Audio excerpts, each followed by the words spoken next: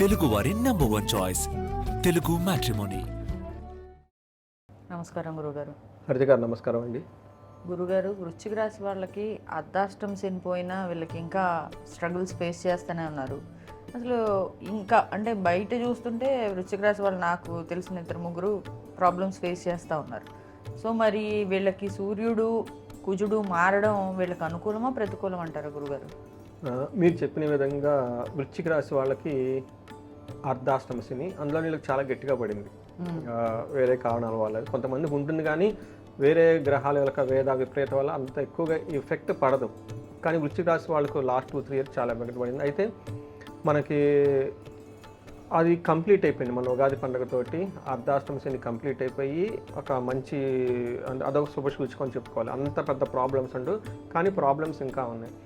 ఒకటి మీరు అడిగిన విధంగా శుక్రుడు తర్వాత కుజుడు సూర్యుడు మారటం అంత అనుకూలంగా లేదు జూన్ మంత్లో. దానికి ముందు మే 14న గురువు మారారనమాట. గురువు మారటంతో ప్రొఫెషన్ రిలేటెడ్ మ్యాటర్స్లో ఇబ్బందులు పడతారు. వాళ్ళకి ఏమంటారు, స్థాన నాశనం అంటారు, అవమానం అంటారు. ఇది గురించి మనం డీటెయిల్డ్ విషయం ఎవరికైనా కావాలనుకుంటే ఉగాది రాశి ఫలాలు మనం చెప్పుకున్నాం. వృశ్చిక రాశి వాళ్ళకి చాలా డీటెయిల్డ్ ఇన్ఫర్మేషన్, పరిహారాలు కూడా చెప్పాం. ఎవరైనా కనుక అది మిస్ అయ్యి ఉంటే అది ఒక్కొక్కసారి చూడమని చెప్పేసి ఒక సలహా. మనం ఈ మంత్ కనుక చూసుకుంటే ఎలా ఉండేది, మీరు చెప్పిన విధంగా కొంతమంది టఫ్ సిచ్యువేషన్ ఫేస్ చేస్తూ ఉన్నారు. జూన్ మంత్ వీళ్ళకి అంత అనుకూలంగా లేదు, కొంచెం జాగ్రత్తగా ఉండాలి. గురువు అనుకూలంగా లేదు, పెద్ద గ్రహాలు. బట్ శని పెట్టే బాధల నుంచి ఉపశమనం అయితే వచ్చేసింది. అంటే వాళ్ళకున్న ప్రాబ్లమ్స్ 50% చాలా తగ్గుముఖం పట్టాయి అని మనం చెప్పుకోవాలి. అలానే ప్రాబ్లమ్స్ పోయినమైతేనే కాదు, జూన్ వరకు కొంచెం ఇబ్బందులు ఎక్కువగా ఉండే అవకాశం ఎక్కువగా ఉంది. జూన్ మంత్ వరకు, ఆ తర్వాత స్లోగా కొంచెం రిలీఫ్ అయితే వస్తుంది. మనం డీటెయిల్స్ కనుక చూస్తే వీళ్ళకి విశాఖ 4వ పాదం, అనురాధ 1, 2, 3, 4 పాదాలు, జ్యేష్ఠ 1, 2, 3, 4 పాదాలంతా మనకి వృశ్చిక రాశిలో ఉంటారు. వీళ్ళకి పేరు బలం కనుక చూసుకుంటే తో, నా, నీ, ను, నే, నో, యా, ఈ, యు అన్న పేర్లంతా మనకి వృశ్చిక రాశిలో ఉంటారు. ఇది సూర్య యొక్క సంచారం కనుక మనం చూసుకుంటే సూర్య సంచారం మిథున రాశిలో, బుధ సంచారం కూడా మిథున రాశిలోనే ఉన్నారు. తర్వాత శుక్రుని యొక్క సంచారం మీన రాశిలో, తర్వాత కుజుడు సింహరాశిలోకి ప్రవేశించారు. అంటే మనం కనుక ఎక్కువగా కనుక చూసుకుంటే వీళ్ళకి గ్రహాలు ఎక్కువగా వీళ్ళకి 8th హౌస్లో ఉన్నాయండి. 8th హౌస్లో వీళ్ళకి 3 గ్రహాలు ఉన్నాయి. ఒకటి సూర్యుడు ఉన్నారు, తర్వాత గురువు ఉన్నారు, బుధుడు ఉన్నారు. ఈ యొక్క గ్రహాల యొక్క స్థితిలకి అంత అనుకూలమైనవి కాదు. కొంచెం వీళ్ళు జాగ్రత్తగా ఉండాల్సిన టైం అని మనం చెప్పుకోవాలి. మనం కనుక చూసుకుంటే 8th హౌస్లో సూర్యుడు ఉండటం వల్ల ఏమవుతుందంటేనండి, ఇది అంత ఫేవరబుల్గా ఉన్న టైం కాదు. మనకి పీడాం శుచం తర్వాత విపత్తిం అని చెప్తారు. సో మనకి ఈ మంత్ ఎలా ఉంటుందంటేనండి, ఏదో ఒక పీడిస్తున్నట్టు బాధపడుతూ ఉంటారు, దుఃఖం వస్తూ ఉంటుంది, అనుకోని అన్ఎక్స్పెక్టెడ్ ప్రాబ్లమ్స్ వచ్చే అవకాశం ఎక్కువగా ఉంది. వీళ్ళు కొంచెం కేర్ఫుల్గా ఉండాలి. మనకి 8th హౌస్లో కనుక ఎనీ గ్రహం అండి, ఏదైనా కనుక గ్రహం కనుక 8th హౌస్లో ఉంటే అంత మంచిది కాదు, అది ఇబ్బంది పెడుతూ ఉంటుంది. ఎక్సెప్ట్ శుక్రుడు తప్పక మిగతా గ్రహాలు. వీళ్ళకి సూర్యుడు 8th హౌస్లో ఉండటం వల్ల ఏమవుతుందంటే దుర్దోష శత్రు సంవాదో గమన వెద దుఃఖ వార్తాశ్రుతం చైవ అష్టమస్తే యథారవి అని చెప్తూ ఉంటారు. 8వ ఇంట్లో సూర్యుడు ఉంటే ఏమవుతుందంటే దుర్దోష, దురుద్దేశం, చెడ్డ పనులు చేయాలని ఫీలింగ్ వస్తుంది వీళ్ళకి. ఏదో ఒక ఫ్రస్ట్రేషన్కి వచ్చేసి అంతకాలం ఇది ఏంటి, ఏదో ఒకటి చేసేద్దామన్న ఒక హరి వాళ్ళ చుట్టూ ఉండేసి చెడు పనులు చేయాలని ట్రై చేస్తూ ఉంటారు. శత్రు సంవాదం, శత్రువులతో వీళ్ళే పోయి గొడవ పెట్టుకుంటూ ఉంటారు.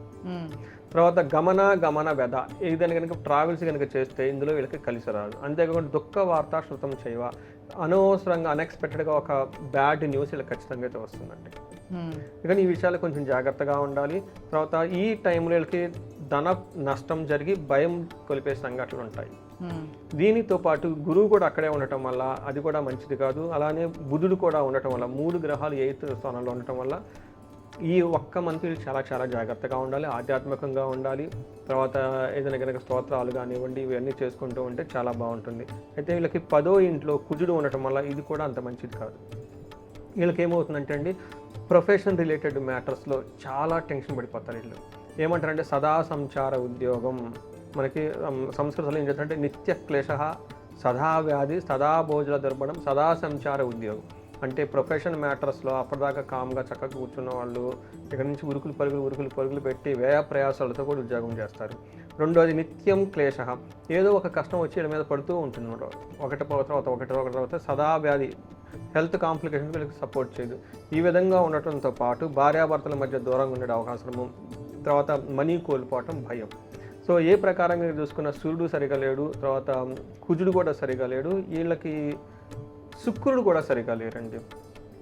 శుక్రుడు ఉండటం వల్ల ఏమవుతుందంటే అండి, ఆయాసోధార పుత్ర ద్వేషగా, భార్యతోటి పుత్రులతోటి గొడవపడడం, అతిగా ఆయాసపడటం, టైర్డ్నెస్గా ఉండటము, శత్రుపీడ, శత్రువుల యొక్క బాధ విపరీతంగా ఉంటుంది.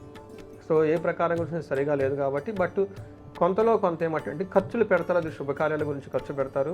తర్వాత లవ్, రొమాన్స్, ప్లేజర్స్ ఇట్లాంటి విషయాల్లో బాగుంటుంది. ఎవరన్నా మనకి వీళ్ళు ఉంటారు కదండి ప్రేమికులు, ఇలాంటి వాళ్ళకి మాత్రం ఫేవరబుల్గా ఉంది. బట్ మిగతా ఏ విషయంలోనూ సరిగా లేదు. కొంచెం జాగ్రత్తగా పేషెన్సీగా ఉండాల్సిన అవసరం చాలా ఉంది వీళ్ళకి. గురుగారు, మరి వీళ్ళకి నక్షత్రాలను బట్టి చూస్తే ఏ రకంగా ఉంది? విశాఖ నక్షత్రం వాళ్ళకి రాజ్యలాభము, క్షేమము ఉంటారండి. క్షేమంగా ఉంటుంది, రాజ్యాల ప్రమోషన్స్ వచ్చే అవకాశం ఎక్కువగా ఉంటుంది. పరవాసము, ఫారిన్ వెళ్ళాలనుకున్న వాళ్ళకి అనుకూలంగా ఉంటుంది. అయితే వీళ్ళకి ప్రాబ్లం ఏంటంటేనండి, దరిద్రము, అతి భయము, రోగము ఉంటుంది.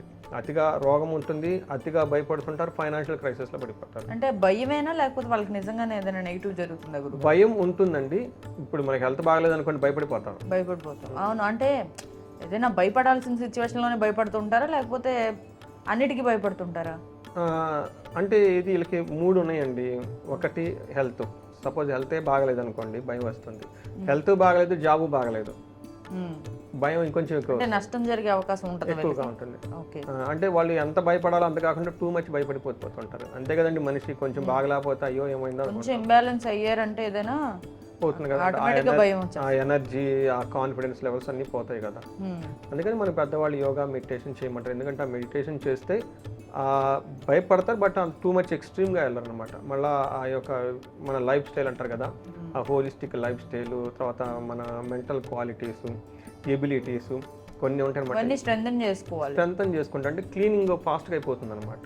మంచి ఫుడ్ తినటం, మంచి స్నేహితులతో కలిసి ఉండటము, మన చుట్టూ ఉన్న మనుషుల యొక్క ప్రభావం మన మీద ఉంటుంది, యాత్రలు చేయటం, ఇలా కొంచెం డౌన్గా ఉన్నప్పుడు మంచి వాళ్ళతో చుట్టూ ఉంటే బాగుంటాం. ఇదే డౌన్లో కొంతమంది నెగిటివ్గా తీసుకొని నేను చేసినా కష్టపడదని నెగిటివ్ వ్యక్తులు ఉంటే వాళ్ళ ప్రభావం ఖచ్చితంగా వీళ్ళ మీద ఇంప్లిమెంట్ అవుతుంది ఉంటుంది. చెడు సవాసాలు పట్టడం, చెడు పనులు చేయటం, ఇలా వెళ్ళిపోతారు. వాళ్ళకి అక్కడ రిలాక్సేషన్.